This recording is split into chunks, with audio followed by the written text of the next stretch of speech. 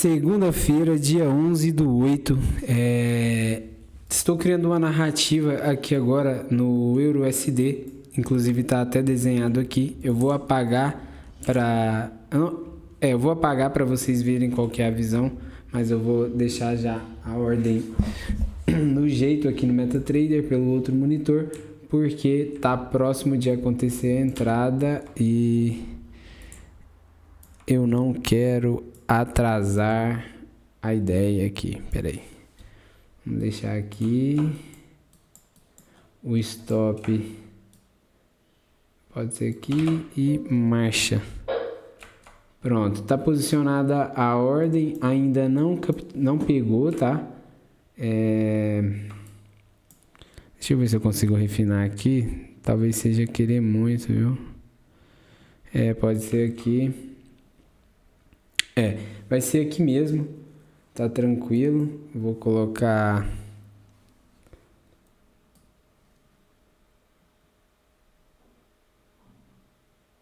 Deixa eu ver se 3/1 faz sentido. Ó. Se eu colocar aqui... Stop aqui, 3/1 dá aqui. Faz sentido. Ó, seguinte, o trade então. Se a gente colocar aqui, né, já do mapeamento da semana passada, a gente está dentro desse range aqui, certo? Ó, esse fundo, esse topo. Pensando nisso, aqui é a nossa região da Breaker, que a gente pode pensar em compras, mas o preço está acima da região da Breaker. Pode rolar compras? Sim, pode rolar, mas é um trade um pouco mais arriscado, né? Então aqui a gente tem uma segunda opção, que é acima da região da Breaker. Depois que ele pega esse, né, ele veio aqui, aí ele rompeu a região da Breaker, enquanto ele está aqui, ele está acima da região da Breaker, certo? A gente pensa, tem a possibilidade também de pegar trades contra a tendência. É um trade de menor probabilidade, se eu for considerar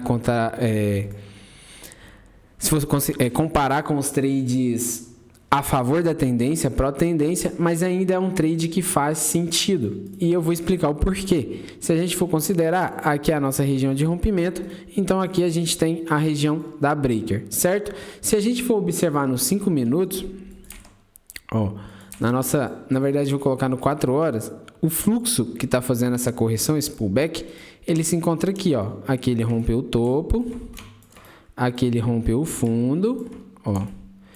E aí agora ele tá com, ó, ele voltou aqui, interagiu nessa região, né? E aí tentou cair, não conseguiu, voltou, segurou nessa região, né? Interagiu aqui e tá falhando os fundos aqui, né? Rompendo os fundos internamente aqui. Se a gente descer para os 5 minutos, ó, igual aqui eu marquei, ó, após o preço ter chegado nessa região aqui, ele iniciou um fluxo bearish, ó. Se a gente for olhar, o preço aqui tentou subir, não conseguiu, iniciou um fluxo bearish, rompendo esses fundos e tendo agora uma nova referência bearish. Aqui, aí o preço, ó, continua rompendo aqui, continua rompendo, né, respeitando os topos e rompendo os fundos, até esse momento aqui, ó, que é o que a gente tá. O preço, ele cai, interage aqui, tenta cair, não consegue buscar o fundo, que é onde está o nosso alvo aqui. Ele cria liquidez, volta, interage aqui na extremidade, ó. E aí começa a realinhar bearish. A nossa ideia é que esse fluxo, mesmo engasgado aqui, ele busque novamente esses fundos aqui. Porque se poderia ter isso aqui como um alvo de liquidez. E a gente acredita que o preço ele pode chegar na região da Breaker para a gente pensar em compra. Então o cenário que a gente tem aqui é esse hoje. E aí colocando aqui por 1 minuto, deixa eu apagar isso aqui. Ó, aí a gente observa, dentro disso aqui, né? Vou apagar isso aqui, porque isso aqui pode ser a região aqui da extremidade. Eu não gosto muito de marcar as regiões, ó. Pode ser aqui, pode ser um pouco mais para baixo, tal. Aqui a gente observa, a hora que o preço começou a fazer um fluxo bearish, ele varreu liquidez? Sim. Depois de varrer liquidez, ele rompeu demandas? Sim. Ele segurou na oferta? Sim. Ó, e depois que ele segurou na oferta, ele rompeu demandas também, né? A ideia é essa aqui não. Essa aqui é válida também, mas a ideia é que ele segurou nessa oferta aqui e depois ele rompeu. Aqui a gente tem aqui como nosso ponto de entrada. Eu utilizei tudo isso aqui e coloquei no 50%, que dá mais ou menos a mesma coisa. A gente pode proteger aqui ou até mesmo aqui. Eu vou proteger aqui em cima e coloquei 2:1 aqui. Eu tinha feito no início do vídeo 3:1, mas eu vou colocar 2:1 aqui, ó. A ordem já está posicionada. Vamos ver se ele vai voltar aqui, né? Se ele vai criar esse movimento aqui, né? Ó, vamos dizer aqui. Pera aí. Fiz errado. Ó, aqui se a gente for pegar esse movimento aqui, né? Ó. Por isso criou liquidez, aí ele veio, varreu, rompeu demanda, segurou na supply, rompeu de novo, a ordem estava aqui para buscar isso aqui. Que pelo jeito, né? Ó, sei não. Mas é isso. No Nasdaq não tá num cenário muito interessante. Se a gente for observar, a gente tem essa última região aqui. O preço não interagiu na breaker. E olha lá, ó. O EURUSD já foi embora. Ó, não interagiu na breaker e agora está interagindo com essas regiões aqui, que possivelmente poderia ser uma demanda forte. E aí ele reagiu, varreu esses fundos e agora está criando um fluxo bullish. Tá um cenário que eu tô mais de boa, tá? Não tá muito claro para mim, mas se a gente for ver...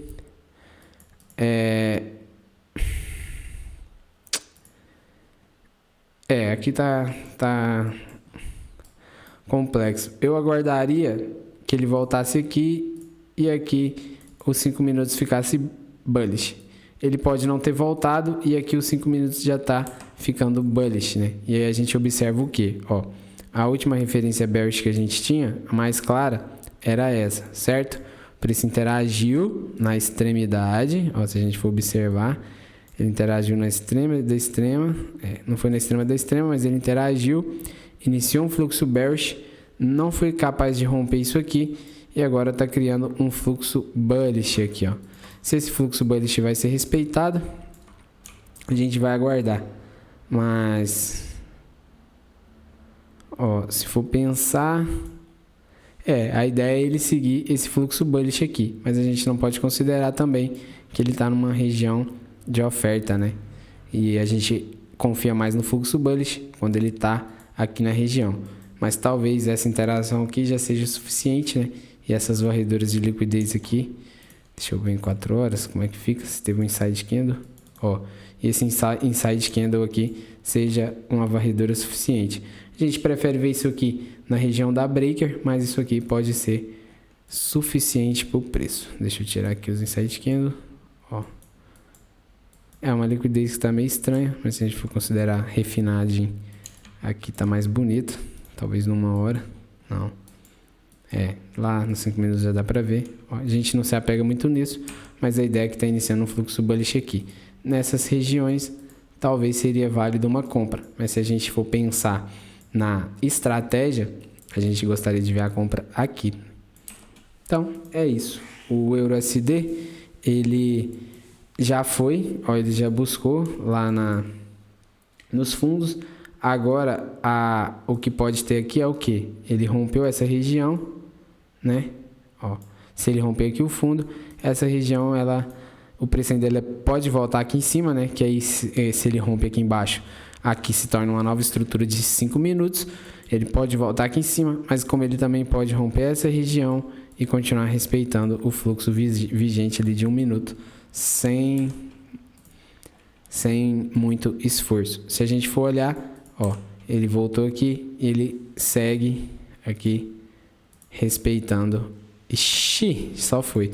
Apaga isso aqui, ele segue respeitando as ofertas, ó.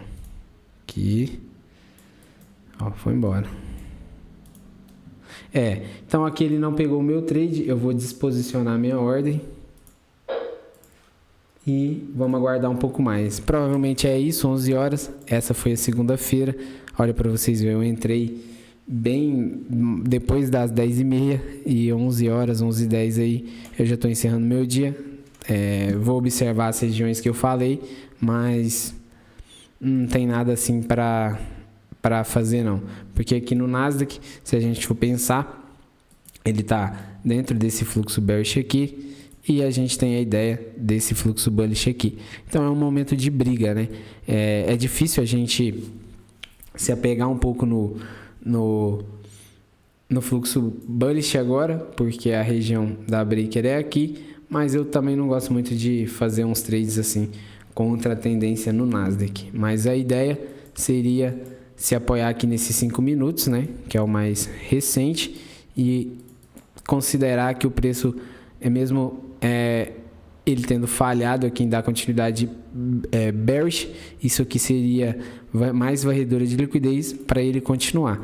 Mas conhecendo o Nasdaq, eu tenho mais facilidades em acreditar nele bullish do que bearish. É mais fácil, mais provável talvez, que esse fluxo bullish, que ainda é interno desse bearish, fale o bearish, né? E tome...